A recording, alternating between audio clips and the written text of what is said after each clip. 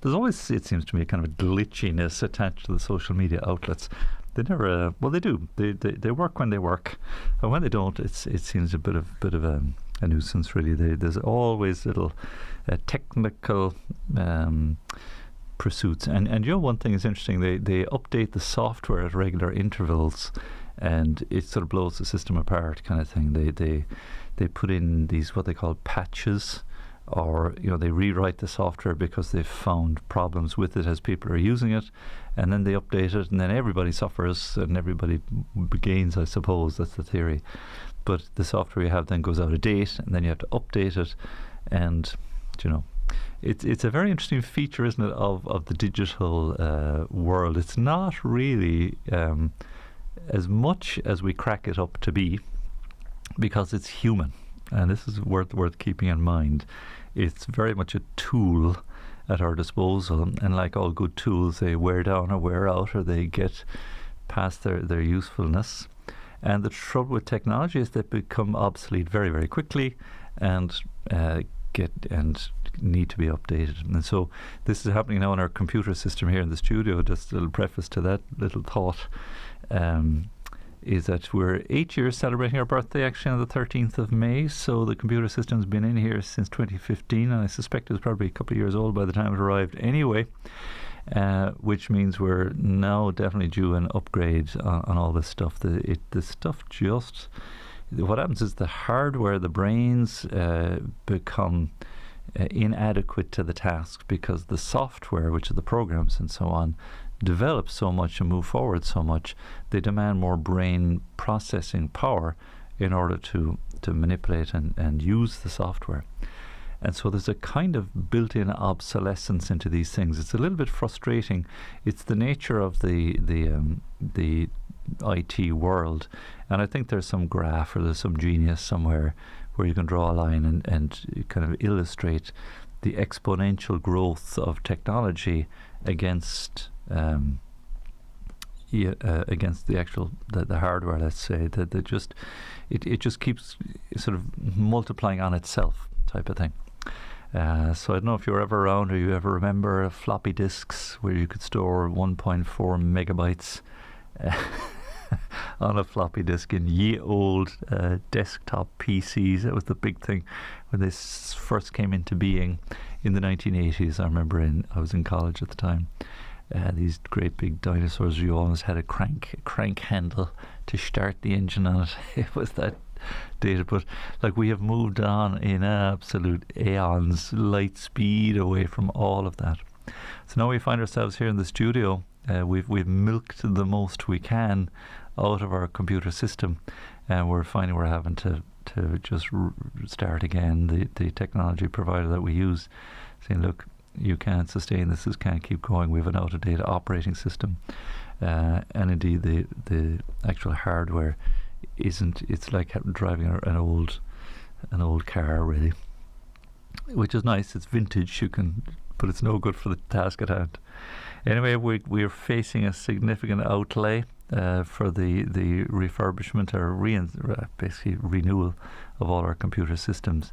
And like I say, that's built into accounts always in terms of the obsolescence of IT. It's just the nature of things. But we can't do without it, because it's part of our ministry here. And it's a fabulous tool. And like I say, when it works, it's extraordinary, the reach and the influence. And at the conference there on Tuesday, that came across very strongly. The Archbishop, he held up his Archbishop Fusicella, is it? He held up his smartphone. He said, anyone in the room here doesn't have one of these? And of course, nobody put their hand up. I don't know if there was. There might have been one or two. But we all have these blessed devices. And he said, you know, it is an instrument. And in fact, it's gone beyond just a tool now, that it's a culture, he says, for the younger generation. And if we are to reach that younger generation, we need to get ourselves familiar with that culture and not get sucked into it to the point where it's jeopardizing our spiritual life, but that we can kind of walk into that realm, as it were, enter into that realm and draw the young people, you know, back out to the light from within, or to the light from within, and help them to see that, yes, this is a great gift and a great instrument, but there's also the challenge of reaching people in person with the good news. Like Philip in the first reading today. Philip was taken by the Spirit to meet the eunuch who was on his travels on behalf of the Queen of Ethiopia, and explaining to him the passage from Isaiah about the suffering servant. Was Isaiah speaking about himself, or was he speaking about the Lord?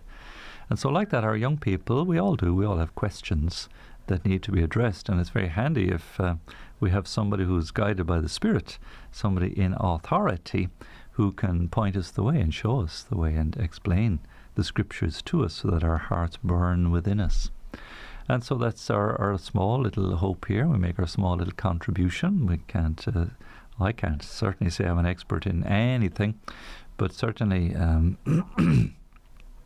more than willing to offer what we can and to guide in whatever way we can too, so that we can thereby accompany you on that faith journey in the same way. And so with the technology then, we have this marvelous reach, and we need to be using it and exercising it for all its usefulness and its capacity, bearing in mind that it does have certain limitations, in that it's no substitute really for the personal contact and the personal touch and the personal engagement. That's where, meeting face to face, coming together at Mass on Sunday, is as simple as that. Think about it. You're together in communion with your fellow believers and your neighbours and your friends, people from your parish, and this is a faith that we exercise together. And when it's done in person together, and again, when everyone seeks to participate in full mind and heart and voice and spirit, there's something very uplifting and very encouraging about that. And in meeting one another, we listen to one another's stories, we share the journey together, we bear one another's burdens, I hope too.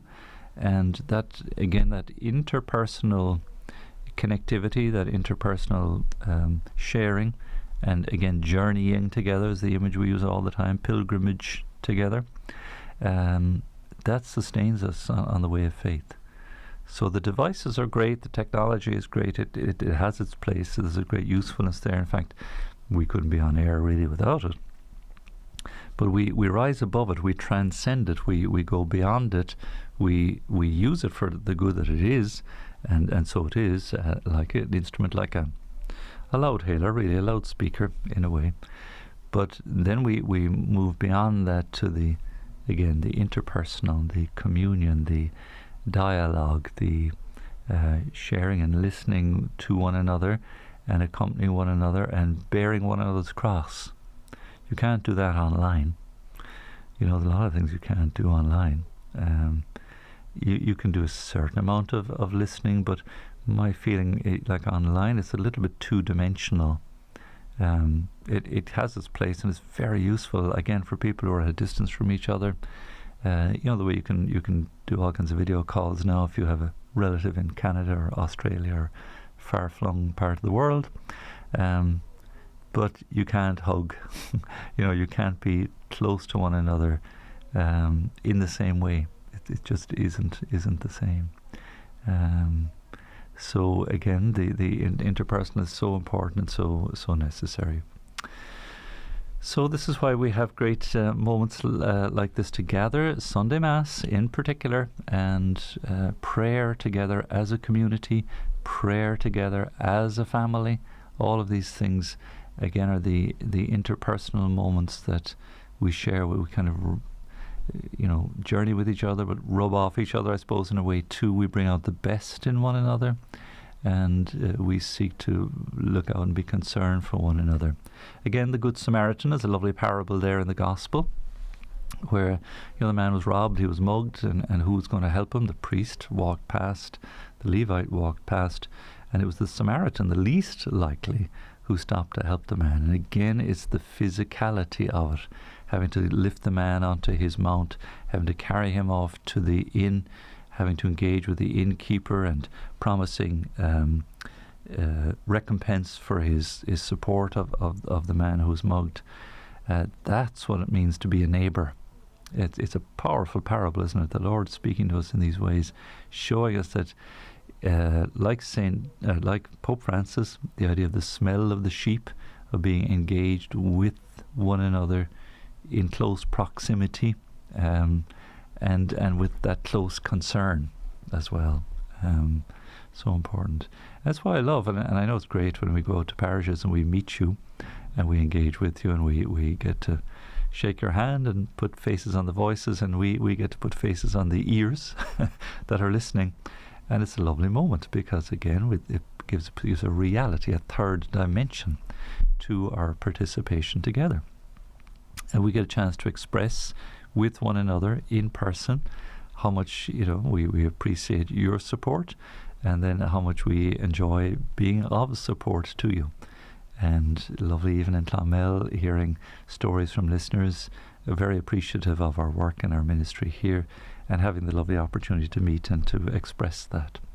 And you can't put a price on that. There's a lot of kind of nuance, if you like, that you communicate in more ways than one, than just with a voice or with a picture. When you're in person, I mean, there's a lot of sort of body language. There's there's just the demeanour, a smile, a nod, a look. Again, being in the person's presence. I mean, this is kind of obvious enough. It doesn't demand too much dwelling on. But that idea again of being so close and connected, really, in faith. Now I want to bring on air, if I may, a friend of ours who's part of Radio Maria here as well. So I'm just checking, get the nod to see it, that if Ruan is available to come and join us. He's going to share a bit with us on an upcoming conference that's coming on. It's a conference on Our Blessed Lady called Who Is She? And these are regular conferences that the Legion of Mary host. And again, it's an opportunity to meet in person, to dialogue, to hear one another's stories, and to share the gift of faith with one another. So we're not getting through here, so I might just see if I can send him a text message. I'm not sure if I have his number on my phone, but we'll see if we can get through. I know he's expecting us to get in touch, and we'll see if we can make that connection. And he may be tied up. I know he's at work, so it's been a bit of a journey for him to be able to connect in with us. But he's hosting or looking to just invite people to the conference, and hopefully we'll be able to get in touch. So it's coming up on Saturday, May the 13th, which is, of course, the concluding day of our Mariathon. And we're certainly looking forward to the Mariathon, which will be from the 7th to the 13th.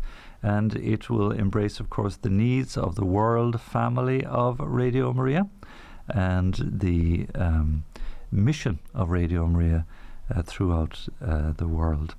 And we'll share with you the needs of the various radio stations on the different continents, and we'll let you know what the situation is in the world family, and the needs, again, the growth of the radio around the world too. So very much looking forward to that. And as you know, it's a time when we share and appreciate so much the value of Radio Maria, and indeed your contribution too.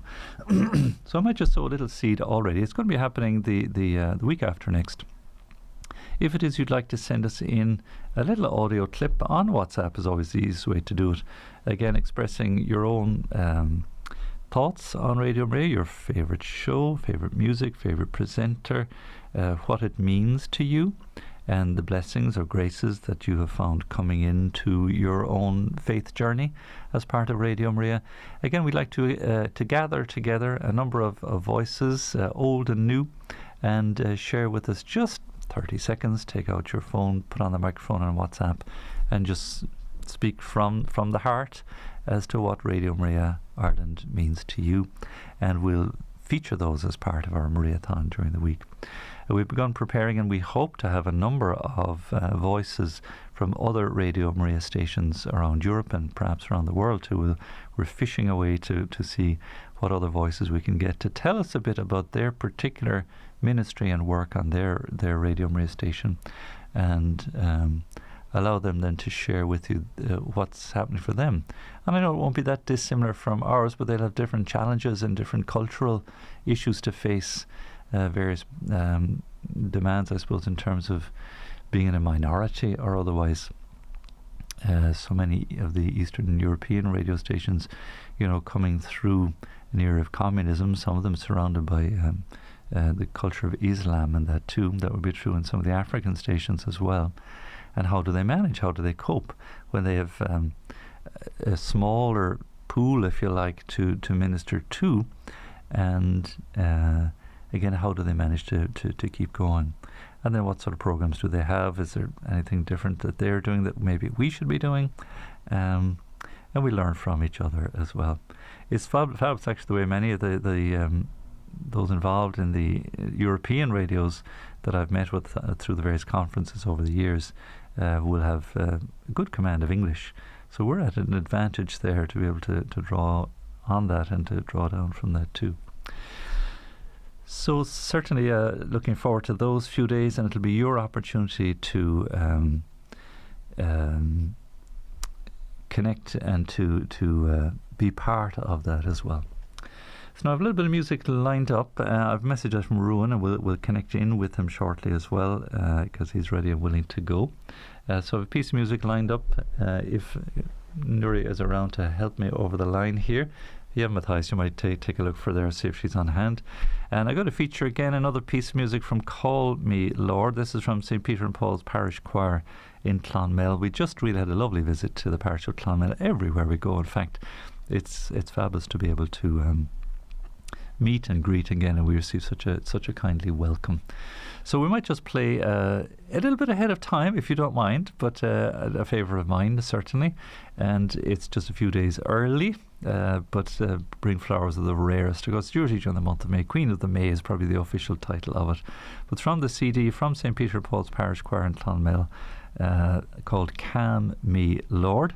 And as this is playing, we'll give Rowan a shout, and please God, we'll have that little chat with him as well. So thanks, Nuria. We're good to go.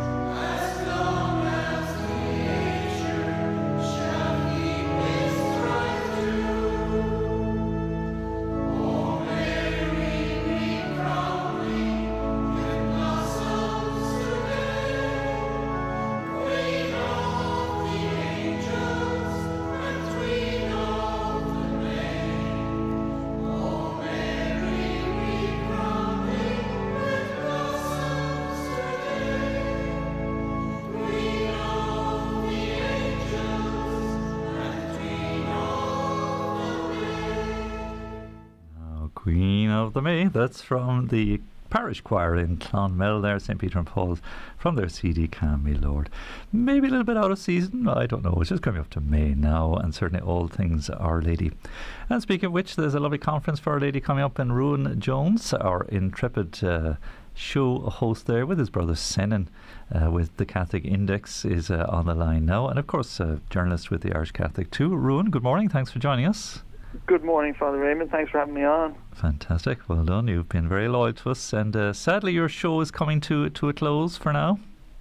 It is, after more than 100 episodes. There's hundreds of hours now of us out there that people can listen to, but unfortunately the commitments outside of life are starting to take a toll. Yes. But yeah, it's been wonderful. It's been truly wonderful, and thankfully I'm very thankful to Radio Maria for giving us the opportunity, and for all of those who loyally listened to us and sent in messages and gave their own recommendations. It was really like a little community of our own. Yes, nice, very good. And the banter between yourself and your brother had its own entertainment value too. There's always a little bit of competition between brothers that only occasionally came out. Mostly the Holy Spirit was working. Only occasionally. Well, fair play to you. Well done, Rowan. God bless you. You're doing great work with the Irish Catholic in the meantime too, so you have a busy life. But tell us, there's a great conference coming up that you might give a little shout out to. Yes, indeed. So I've been helping to organise this with the Legion of Mary. It's a day-long conference for Our Lady titled Who Is She?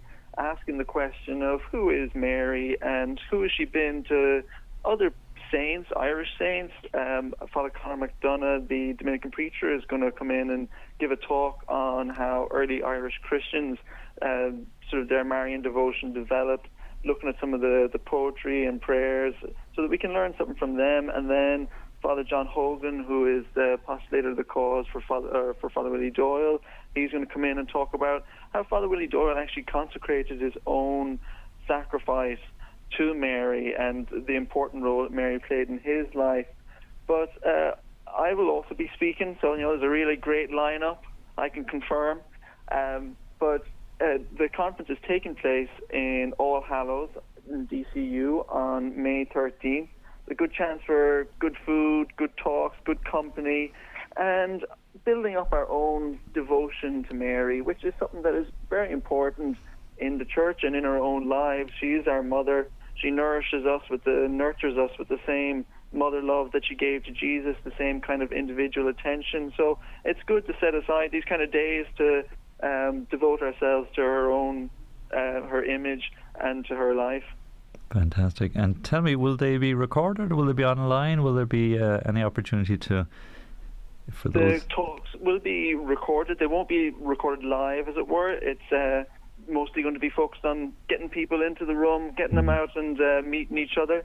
But they will be recorded and broadcast later. Great, good. And I've been laying a bit of emphasis on that for my Chatechesis this morning, the importance of fellowship and being with one another and in communion with each other in the flesh, rather than relying too heavily on online activity. So I think the social dimension of these gatherings is a big element of it, Rowan. It is. I mean, it's a good chance for a bit of uplift as much as anything, because, it can feel quite a lonely job sometimes when perhaps you're working in a secular environment and really you aren't getting any kind of fellowship in the faith. To have these moments where you come and you see all these people who are working across the country in offices, in schools and everything, who are nourishing their own faith, their own love of Mary. And you get to see that in the flesh, as it were, as you say. And I mean, when we're coming to Mary, we're coming so that we can appreciate her own contemplative gaze on the individual soul. Like, she was someone who really believed in the personal encounter. I mean, she had a very powerful one with Christ, obviously, but she wants us to have that with her son and with each other. I mean, I think Frank Duff talks about how her motherhood and Christian apostleship, as in going out, bringing Christ to others, bringing Christ to each other, those two are entwined. Like, you can't have Mary's motherhood without our apostleship. And that's a strong theme in Frank Duff, that she is the model for apostleship in bearing Christ to the world, and that's our very task too, to be bearers of Christ to the, again, not to limit it to our nearest and dearest or the immediate surroundings, but to consider it as the Lord said, the ascension to the ends of the earth. So great, that'll be a lovely conference now to explore maybe that element too, that who is she really and what she signifies for the church. So well done, Rowan. It's a great initiative, and I know the Legion are marvellous to keep these initiatives, these gatherings going, to draw people together. And I think one of the elements of it too is that it's not just attending a conference and hearing some great talks and meeting fellow Catholics, but a further step might be engaging with the faith. The Legion has that outlook too. Yeah, exactly. Well, there's something that Frank Duff talks about in terms of spiritual reading and spiritual talks and the like, that, if we're going to prayer and we're finding ourselves very distracted, sometimes it's because God's prompting us to think about these things. But if we're really finding we can't focus, it's perhaps we haven't given ourselves enough material, enough fuel for the fire of the faith. And so these kind of, educational, but also inspirational talks really give us that kind of material that we can build up the fire. We're not working with wet wood here. We're working with good, dry wood that's going to take light quickly. So these kind of conferences are very important for that, because we can learn from the speakers, but also from what you were saying earlier, from the other people that are there with us, because you can talk to them, you can hear their own testimonies. Many people have fantastic roots to the faith, that they might have been converts, they might be reverts, or else they might have grown up in the faith and found it flourishing in themselves. So it's wonderful to see the full variety of the faith on display, and then also to get a bit of education while you're at it. And there's the great legionaries there who've been, soldiering for years.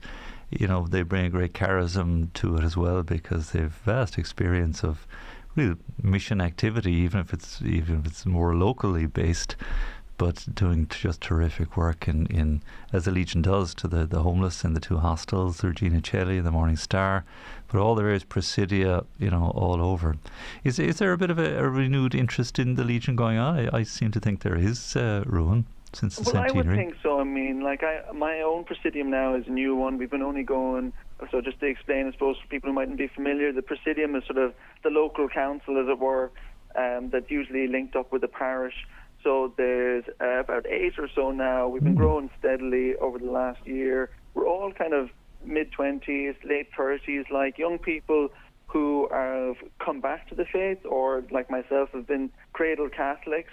But also you're seeing a lot of the migrant communities, like the Brazilian, Argentinian, African. A lot of them are really bringing new life to the Legion, and a lot of them have very strong lay traditions, and they bring that kind of vibrancy and life to the Legion. So, it's been a big push in the Legion to really get membership up again after it's the 100th anniversary. Recently was the 100th anniversary of its founding, and I'm sort of a beneficiary of that. I went to one of the Legion events, and they sort of quickly realized they sort of quickly realized,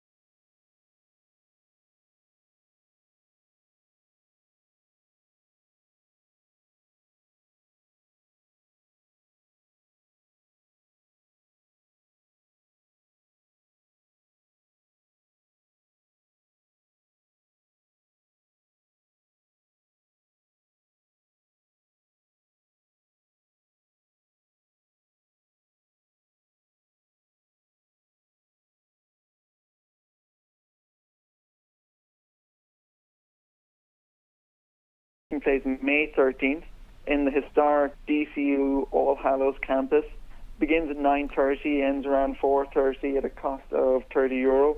And you can find out more information if you go to the Legion of Mary events page on Facebook. So if you look up Legion of Mary events on Facebook, you'll see the flyer and the email that you can RSVP to. Great stuff. Fantastic. Well done. And do you want to give a shameless plug for your Legion meeting? Maybe there's a possible member or two in the offing. Yeah, certainly. We meet in the Morning Star itself, the men's hostel, on Wednesday evenings at 7. So if people are interested, you can get in touch with Father Eamonn. He can pass on your details to me. Sure, be delighted. It'd be great. Well worth a visit at least. Just pop along. Don't commit yourself maybe even initially. Just go and see and you'll be amazed. Wonderful, wonderful people. So listen, Rowan, thanks a million for coming on today, Thank you very much, and a Father big Eamonn. thank you, if I may, to our dear listeners, on behalf of our listeners, to yourself and Senan for the Catholic Index show as well. So well done for that, and thank you for your great support of our ministry and work here as well. Thank you very much, Father Eamonn. God bless you, Rowan. God We'll bless. chat again. Take care. Okay. God bless you. Bye-bye for now. So now, very good. That's Rowan Jones there. He's journalist there with the Irish Catholic and expecting a baby, I think, soon as well. So he just really engrossed in life has kind of consumed him. That happens to us all. And so having to step back a little bit from the Catholic Index, which was that half-hour weekly show which had movie and book reviews there in their own peculiar style, himself and Senan. There were a great bit of banter between the two of them as well. So those are all available as podcasts online, I think, since over 100 shows, as he said. So this is what often happens here. A show will rise and fall away again, and who knows, it might resurrect in another form or come back to life in a future incarnation as well. So that conference, May the 13th, of course, the Feast of Our Lady of Fatima. We'll be busy here in the studio, of course, then too, so you'll be spoiled for choice, but I will be very interested to see if we can get copies of the talks to play back for you. I'll make inquiries in that regard, and for those of you who may miss the conference, be further afield or perhaps otherwise like to go, we'll make those available to you, please God, here on Radio Maria 2. But it'll be after the event, obviously. So that's the conference 9:30 to 4:30, Saturday, May the 13th in All Hallows College. We'll be broadcasting, of course, here to be the conclusion, it'll be our birthday and the conclusion of our Mariathon. I don't know if we'll be able to bilocate and be at the conference too. We'll figure that out, if we can send some representatives to the conference ourselves and just be present to all those attending by way of a promotion. But we'll be broadcasting here. We'll have our own conference on Radio Maria, as you know, and Patricia Keane has put a lot of work into preparing it. It'll be from 12:30, I think, through to let me get it right now, I think till 4 o'clock. I'll dig up the poster there and I'll get the exact times for you. But that'll be on Saturday, May the 13th. It's called The Trouble with Porn. And as we know, the whole question of pornography and explicit material being introduced to our schools to very young children of a very young age is not at all something to be celebrated, as seems to have been the case in some quarters. But quite shocking in its own way and quite disturbing that our young people, their innocence, should be corrupted in such ways. And yet at the same time we know they're exposed to this kind of material through all kinds of means and channels, and sadly indeed need to be formed correctly with regard to this material. But that's a duty and a responsibility which falls first and foremost always to parents and not necessarily to the state or the school.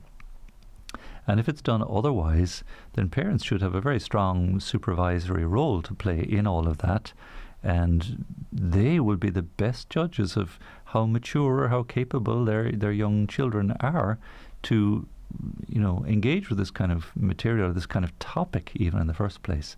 It's really an important duty of parents to attend to, that they discern carefully how their children are developing, and in the right context and at the right moment, and guided by the light of the Holy Spirit and the grace of married life, that they will be informed suitably when these questions arise. And they arise naturally in every family. There comes a point where this topic has to be confronted at one point or another. It has to be addressed in one way or another, and more so in our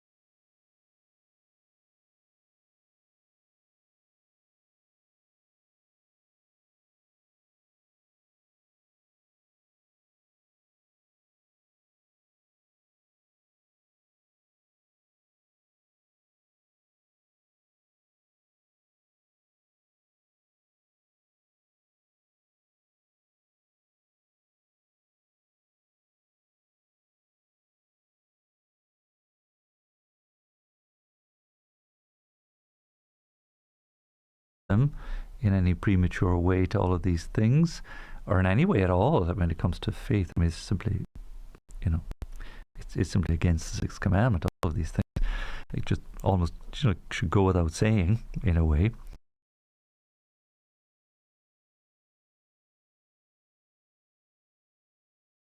That response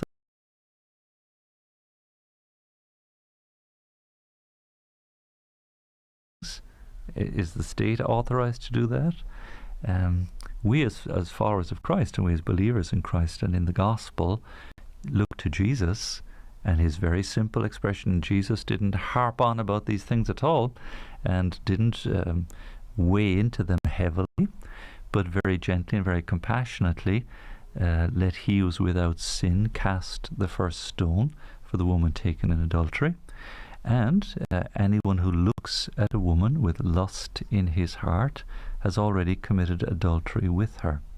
These would be some of the rare instances. The woman at the well was another instance, relatively rare instances when the Lord speaks about these matters, and he does so, as we see, with the greatest compassion, and not with any sense of sort of self-righteousness, or he of course he has all the authority to do so with great righteousness, but reminding us of our grave responsibilities in this regard. So again, we do have responsibilities to live up to, and so parents have that primary obligation in relation to safeguarding and protecting and nurturing their children according to the truth. The truth sets us free. But to be exposing our children to these things at such a young age, again, you have to say, well, hang on a second now. It seems like you're justifying this and rationalizing this, and all of a sudden it's okay to, again, potentially sexualize our children in ways that will bring them grave harm and bring them long-term damage. Parents have again, and I do hope and I pray that care of their children, as indeed we as priests and as fathers in the church are called to account, very much so, and with all safeguards and measures we have in place to care and protect our children, young and not young, all of our children, that is the souls entrusted to our care. It's a grave responsibility. At any rate, that'll be the topic, and it'll be a beginning, at least we hope anyway, into it from some of those who are more knowledgeable on these topics and subjects, and for you to participate in likewise here on Radio Maria on Saturday the 13th, featuring of course on the Feast of Our Lady of Fatima, who, revealing to the children the reality of hell, said, you have seen hell, where the souls of poor sinners go, and how many go there on account of sins of the flesh, was Our Lady's message to them. And no doubt that includes all of those areas in terms of sexuality, but gluttony and all kinds of self-indulgence too, in terms of the body, let's say. So Our Lady warning us very firmly indeed, as a good mother ought to her children, and again, not in the browbeating sense or in the sense of driving us on, but saying, look, this is the reality, this is the truth, this is the decision we need to make, and it's a very grave and serious one indeed.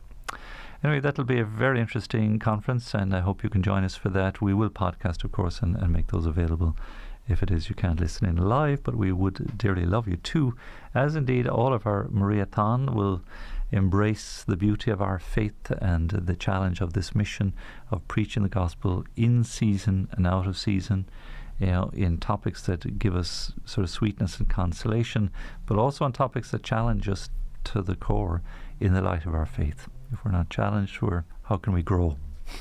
And we need to continue growing. Very good. I'll leave it there for today for my Chatechesis. Thank you so much for being part of the conversation. Thank you for all your support and your encouraging feedback to us, which comes into us likewise.